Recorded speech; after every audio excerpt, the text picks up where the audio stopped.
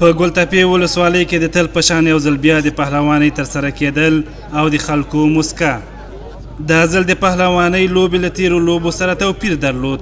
دغه جوړه شوې لوبه د کندوز ګلتپې ولسوالۍ د لرخابیو بازار ته څیرمه د یو غېږ نیونکي مجاهد له لوري د خپل زوی د واده د مراسمو د خوشحالۍ په پار ترسره شوه.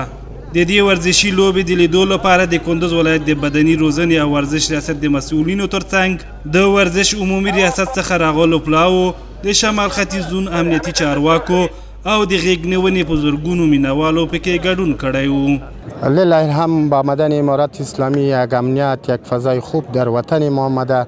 یک جوانی را که شما میبینید در کنار مردم شیشته و پدرش در 20 سال انقلاب چشمای خود در جنگا ایدست داده که پدرش هم مجاهد بوده، ولی تقاضایش همی بود که مثل دیگه مردم ها که چشمش لاس من توی بچه ما امیتو بکنم، پهلوانی را برگزار بکنم. ما خودم الحمدلله یک پهلوان بودیم و بسیار همونطور دوستان پهلوانی را بسیار دوست داشتیم، بسیار خوش داشتیم و حالا که همونطور مریض هم هستیم باز هم احساس بسیار خوشی میکنیم که الحمدلله باز دوستا از دور نزدیک میای یک اتفاق او اتحاد ملت افغانستان، خصوصا بالخصوصا ملت کندوز و گلتپه اتفاقشان بسیار دوست داریم. ورته مهال غېږ نیونکو او ولسي وګړو چې په دغه لوبه کې ګډون کړی و وایي له لوبې بلا خوند واخیست او له مسؤلینو یې وغوښتل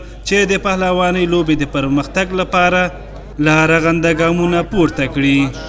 شما ببینید که از ولایت کندوز، از ولسوالی های ناگانه، از اطراف، از همه اینجا مردم حضور دارن به خاطر جشن و تماشای کشتیگیری. دیگه ماشاءالله خوب هستند که میبینیم در چهره های همه مردم یک خوشی و خوشحالی هست، همگی به یک فضای امن و آرامی صلح میبینید که اینجا جمع شده، کدام نگرانی وجود نداره. تمام جوانای ما به شوق به آرزو به پهلوانی شوق کرده، بسیار ترقی شوه، دیگه کاری ما دست ما برداشته شوه، از دیگه کارهای بیهوده ما جلوگیری شویم. په ګلتپې ولسوالۍ کې داسې مهال د غېږ نیونې دغه په زړه پورې لوبه ترسره کیږي چې د کورش فدراسیون د مسؤلینو په خبره د دې وړاندې هم د پهلوانۍ په ډګر کې د ګلتپې ولسوالۍ نوموتي روزل شوي پهلوانان په نورو ولایتونو کې ښه ځلېدلي وو.